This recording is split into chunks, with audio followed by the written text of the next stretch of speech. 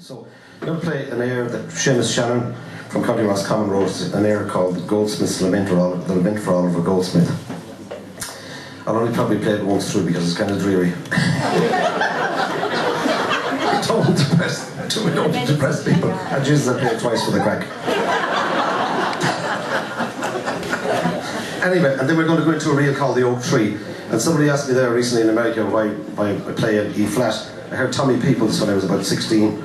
And he was playing on E flat, and we've been playing on E flat ever since. So that's the answer to that question. Just in case it occurred to you. I mean, you probably don't give two hoots. Oh, you knew any? Oh, yeah.